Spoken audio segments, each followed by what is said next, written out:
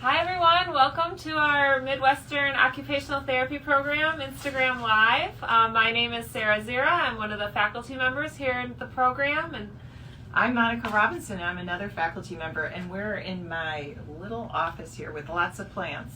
Yes, we're in the jungle. We're enjoying it. And we're going to bring in a couple of our OT students to help answer your questions today as soon as they're able to join. We're looking for. All right. They're just across the hall. There they are. There they are. Hello. Hi. Welcome. So we were just introducing ourselves, and we thought that maybe the two of you could tell us your names, where you're from, and why you chose Midwestern. Sure. Hi, everyone. My name's Courtney. I am from Chicago. Was born and raised here, and I chose Midwestern because I thought that based on the interviews, I felt like I would really be supported throughout the process here. I really liked the diversity and faculty experience as well. So that was a major factor for me as to why I chose Midwestern.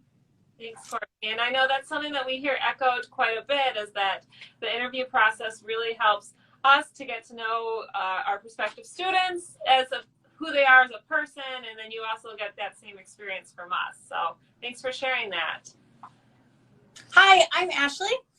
So I grew up in a northern suburb of the Chicago area, and I also chose Midwestern for the same reason. The interview was very different than the other schools that I interviewed at. I felt like I was having a real conversation, and I actually at one point forgot I was interviewing because I just felt really connected with a person. I felt like my voice was being heard, and that was just a really special experience. And I knew that that would then continue once I started classes. And then also just another reason is because it was the location really fit my needs.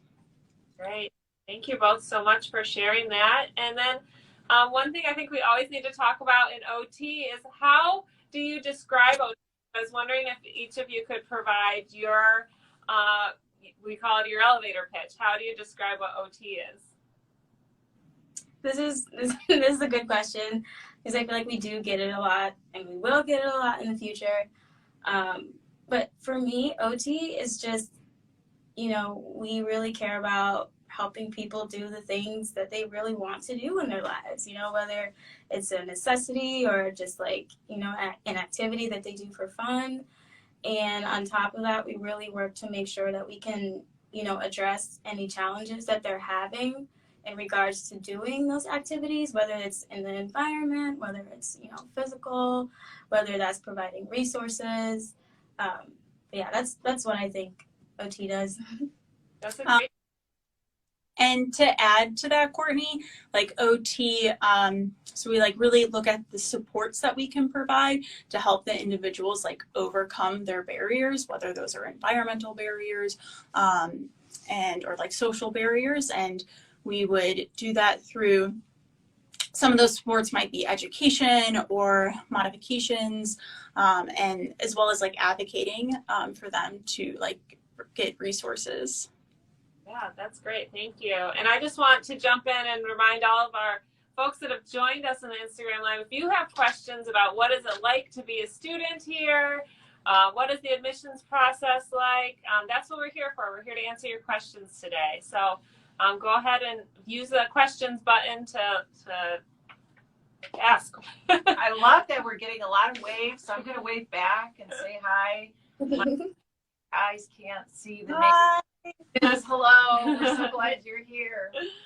Monika, do you have anything else that you would add to how you describe OT? How do I describe OT? Well, it's funny because I do always ask applicants, so what's your understanding of OT? Because I think it's important, if you're going to invest in a program and you're going to study for 3 years, that you have some sense of what it is. But I tell people kind of that description that's pretty much utilized a lot. We help people do things that they want or need to do in their day-to-day life that's important and meaningful to them. And that could look like a lot of different things. And without repeating what Courtney and Ashley said, I would say it's even asking people first thing in the morning, what's important for you to be able to do? So for all of you out there that aren't even sure yet if OT's for you, huge possibilities, lots of creative options.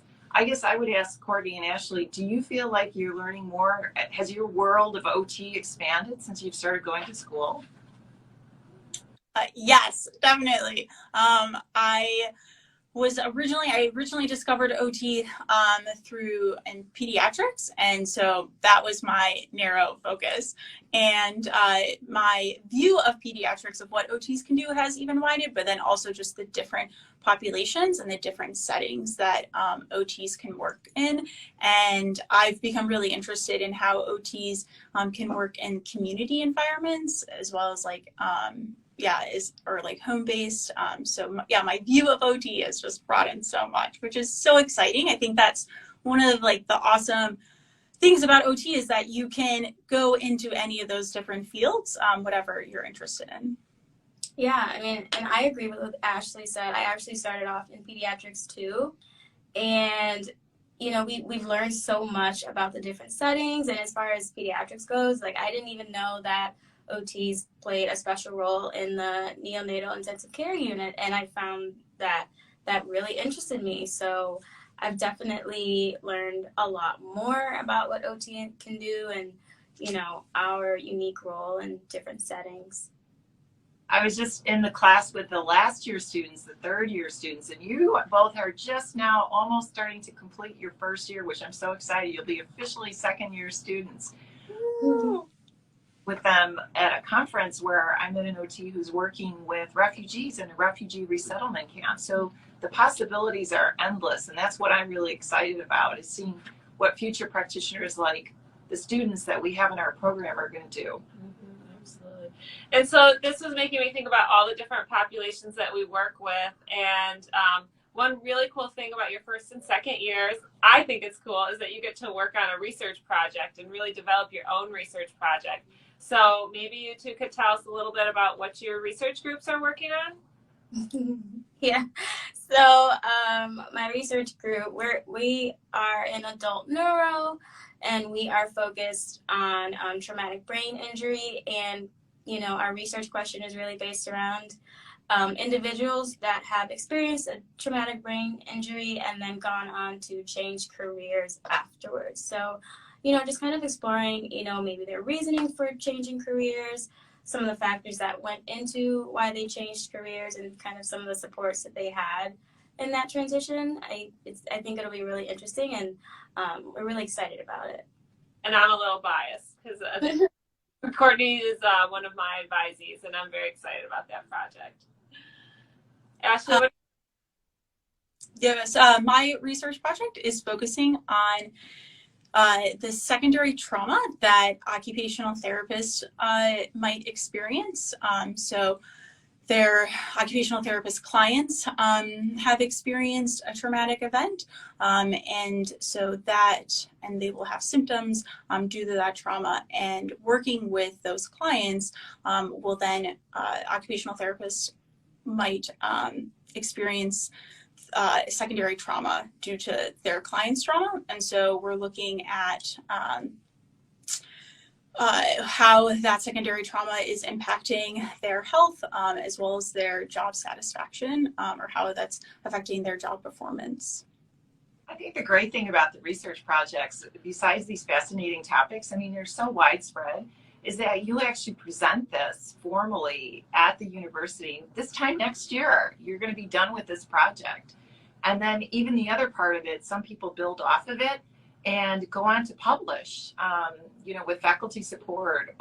We'll actually publish in peer-reviewed journals. We have a lot of students who take their research projects further or present them at conferences.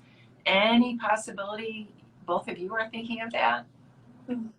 Yeah, I'd love to publish it. That is definitely a goal that our research group has. So that's exciting. Yeah, I would publish as well. I think that would be really fun. Okay, we're going to hold you to it. Yes. We're going to come back in a couple of years and see if it happened. And I just want to remind all those who have joined us in the Instagram Live, if you have any questions, please just click that little question button and type those in. We'd be happy to answer any questions you have about what is it like to be here on campus? What's the application process like? Anything that we can help you with. And kind of thinking about some of that, Ashley and Courtney, maybe you can, well, are there any clubs or extracurricular activities that you're involved in on campus? So we're both student ambassadors, and we really take a large role in kind of welcoming incoming students and kind of orienting them into the process. It looks like we've got a question. Yeah, I don't know. We were just, did you see our heads go forward to try and see? It says, do students get assigned a mentor, or what is the process of applying for one? Oh, So, you too. yeah. Students will get assigned a mentor, and it's usually based on preferences or like similarities that they have with each other, right? Yeah. Yeah. We're given like 3 mentors. So we have a student mentor.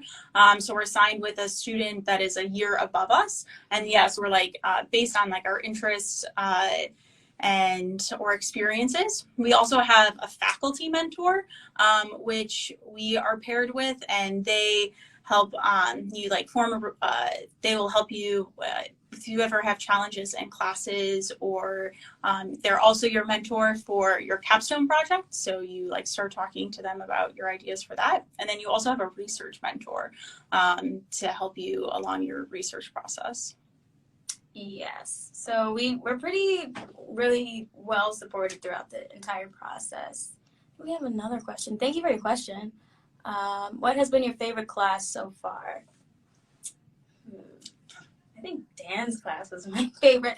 My favorite was movement class. So it was really anatomy based, and we kind of learned, it was very hands-on. I think that's what I liked about it the most. So we got to learn how to do transfers. We got to learn how to do, manual muscle testing and range of motion testing. And I think I liked it so much because, I could actually see how I would apply it, in practice.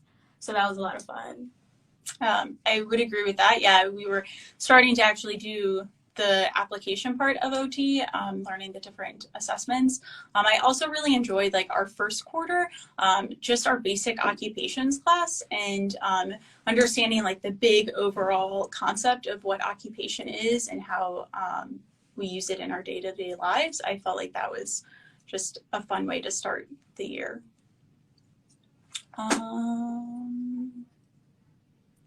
And then the process, okay, so we did answer how do you apply for a mentor. You get assigned a mentor based on your interests. And were there any other questions prior? I don't think so.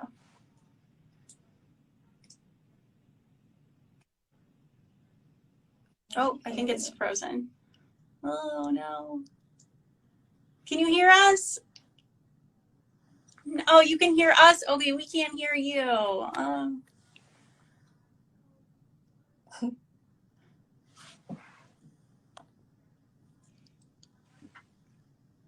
Oh, and then others are saying that they can't hear you as well. Oh, sorry. Oh, now we can. Mute button while we're gotta love social media. So a question that came in through the question box was, what courses or subjects should you review over the summer before you start in the fall? Ashley and Courtney, do you have any advice on that one? I didn't really do any review beforehand, and to be honest, I felt fine going into the program without doing any review. But I mean, maybe anatomy, just a little bit of it. But again, you won't be taking anatomy until the springtime. So yeah, I didn't study anything specific before starting. I do listen to a lot of podcasts and OT podcasts, and right before starting school, I was listening to more of those. But no, I did not prepare, and I was very well prepared in starting classes. I would say, people come in with different experiences in terms of what they've had in classes in undergrad.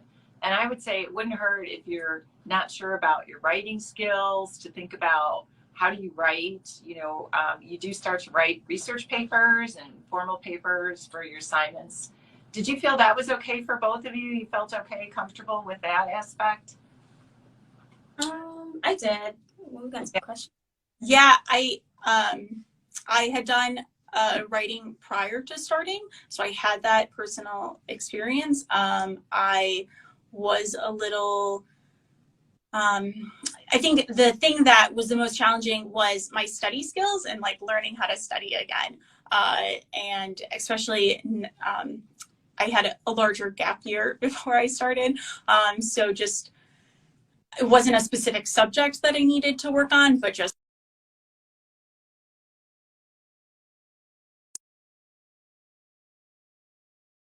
Podcast recommend. Oh, okay. Well, Dr. Zera actually has an OT podcast called Moxie. And then I will give those to you in just a minute as they are popping up. Hold on. Yeah. There's another podcast that's kind of more directed for OT students and pre-OT students. It's called OT for Life. I feel like that one really helped prepare me and just like understanding the different settings that OTs work in and just like the basic concepts of OT. I felt like that was a really good one. And then there's like one, the AOTA, the American Occupational Therapy Association has an OT podcast, as well as there's one called OT Potential, which like dissects research articles, which I felt like was really helpful. I'm learning so much. I didn't even know about those podcasts. Thanks, Ashley. Yeah. And you can just search OT or occupational therapy in your Apple Podcasts or Spotify. There's so many out there. And that is a great way to learn about all the different areas that OT works in. So I'm also a podcast fan, obviously. I like what you mentioned earlier about adjusting to the workload and figuring out your studying skills. I think that's a theme I hear a lot for students is getting ready for grad school. It's a little different than undergrad, isn't it? Yeah. It's a lot different than undergrad, I would say. As far as studying habits go, I feel like in undergrad you could, maybe get away with, not doing your readings and things like that. But in graduate school, in this program specifically, you really want to keep up with that because it helps you participate in class and it helps you understand the concepts a lot better. And also, as far as studying goes, you really have to be able to prioritize and really map out your time well, because if you don't, things can start to pile up really fast, and then that's when it gets a little overwhelming. Yeah. So there's a couple comments coming in. It says, thank you for those recommendations. Yay. You're welcome. And there's another question from Gianna. Gianna says, why did you choose a doctoral program versus a master's? Oh, good question. So I personally would like to teach in the future. My background is in teaching. And so that was one of the major reasons why I chose a doctoral program, because that will provide me that opportunity. I also really, and like the idea of building my own capstone, I would like, once I practice in the future, I really want to contribute as much as I can, but like starting a curriculum or like an intervention seems really terrifying as a student. And so having the opportunity to do that while still in school with all of these supports and resources just seems like a really safe environment to practice that before starting to practice as an OT practitioner. Courtney, before Ashley, can I just put a plug in and can you share with people what your capstone interest is so far? Because I love the idea. I happen to be Ashley's And mentor. I'm sorry, really quick too, can you describe what a capstone is? Yeah. So the part of the doctoral part, the third year of our program is we will be doing a capstone. So that could be some sort of project that we are working with another facility, either creating curriculum, creating resources, a workshop, so it's some sort of project that you present, or you make that with the facility that you're internshipping at. So I'm really interested in possibly how OTs can focus on climate change. And so at the AOTA conference, they actually had a few presentations on that. So that was really cool going to that conference and gaining resources and meeting with other people that are also interested in that. So, what I learned is that the occupations that we do are what is creating a larger carbon footprint. So just figuring out how OT can help reduce that. Oh, that's great. Hey, Courtney, what's your capstone idea so far? Or I guess I should back up and ask the question, why did you choose a doctoral over a master's? I chose a doctoral over a master's just because, I was really interested in teaching, and now I'm figuring out that I'm really interested in, maybe possibly having administrative roles at, a facility that I go to, and just really plugging OT that way. And as far as capstone goes, I was really interested again in, OT's distinct role in the NICU, and then providing resources for parents, specifically parents with babies who were born with withdrawal. So I think that would be really interesting, because I don't think a lot of resources are provided in that area, specifically from OT. So I think that would be really interesting and fun. We have a question about white. Is there a white coat ceremony, and if so, in which year? Yes, there's a white coat ceremony, and it is in the first year. I think it was in October of our first year. So it's about a month in when you start. So it's a lot of fun. Yeah, that's a fun time to kind of celebrate. You're here, you're really working on your degree. You're, kind of defining yourself as a healthcare professional. That's great. I love these questions. So I think one thing I like to say about Midwestern, well, before I say that, I'm just curious. I'm going to ask a really candid question of both of you. There are so many OT schools to choose from now, and now there's going to be more doctoral level programs. What kind of stuck out for you for Midwestern? Why did you think, this is the place? We, for those that are just joining now and didn't hear us earlier, the interview process was, I think, what we both, was what Midwestern stuck out for us. We felt like we had a really strong connection with the people that we were interviewing with, and having a real conversation. We just felt like we were going to have a lot of supports, and that has resolved.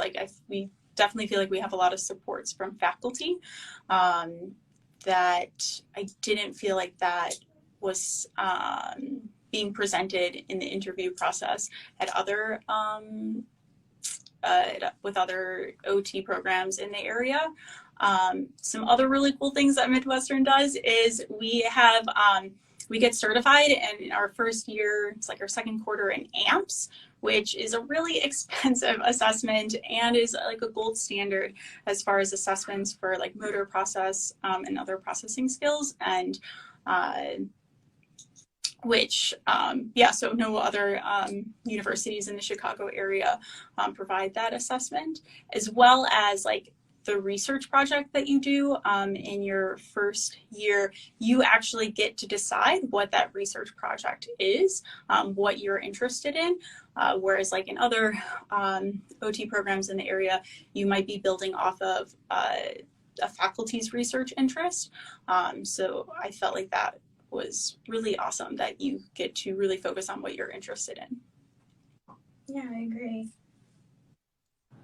So backing up for a minute, we talked about, why you chose Midwestern and maybe if you didn't prep before the summer before you came on campus. But I think a common question students have, or students that are even thinking about, do I want to do pre-OT or something? So what undergraduate majors did you both have? So I was rehabilitation sciences. I majored in rehabilitation sciences, and then I minored in disability and human development. So, and I've definitely seen a lot of overlap. So I would say my major has helped me as far as coming into grad school. I'm very different. So my background is in art education. And so I've had a lot of experiences with teaching. And I taught in the United States, and then I've also taught overseas. And so I definitely feel like my teaching experience has prepared me for classes and will prepare me for actual practice. As well as like the creative component of my like art education. Like creativity is so important in OT, and needing to think of creative interventions and just like thinking outside the box. So I definitely feel like that combination of art and like my teaching will best prepare me. I think it's great that both of you highlighted the areas that you both have come from, because to me, I love looking in the classroom. And we see a lot of people with second careers. We see people coming fresh out of undergrad. So, seeing that diversity within the classroom in terms of life experience and whether this is your second career, where people are in life stages, I really enjoy that. I don't know how you feel about this. No, I do. I find it very exciting too, because we all grow. An important part of an OT program is the cohort really works together and learns from each other. And so when we have all of those different backgrounds and experiences, and it is such a common question that we get, like, what should my major be if I want to be an OT? And I think it really speaks to what excites you, what interests you. There are prereqs that you have to get that you can find on our website. But, any career that helps you learn about working with people and how do you interact with other individuals. So some people do kinesiology, some people do art. It's such a wide variety that can prepare you to be an OT. Was it hard for you to go through that application process? Did you find that intimidating? I found it really intimidating just because I tend to be a perfectionist, so I wanted everything to be perfect and in line, and I was so nervous with putting everything in, and I think I did my personal statement over about like 10 times, So, but getting it done and getting it over with I was even proud of myself for doing that. So whether or not I had gotten into a school, I was really proud of myself for having, gone through that and stuck with it. So I think overall it was a good experience. Yeah, I mean, the application process, it's not easy. I mean, like, it is, you have to put a lot of work into it. There are resources on the Midwestern website. I remember when I was applying, they were there to kind of like help walk you through how to fill out that application process. So I felt like that was really helpful. But yeah, I mean, it does take some work. So, right?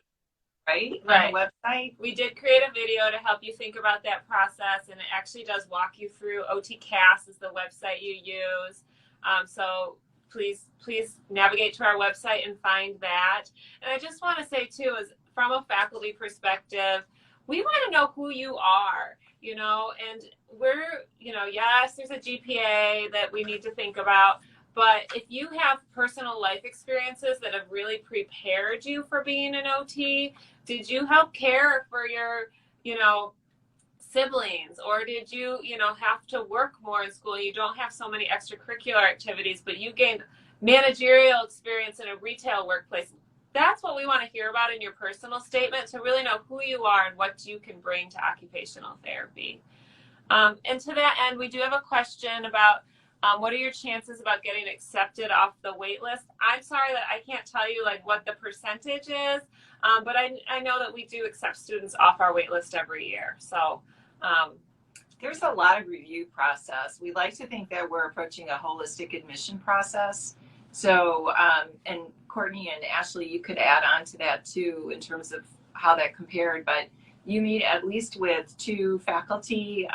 Emily Simpson oversees our admission process, and then usually you meet with another faculty member in there. And this is all in addition to our admissions office looking at the application process. We've been really intentional in reviewing our admission process to take into account more diversity, the experiences that students have, some of the challenges that have been encountered with COVID and people's ability to learn and observe.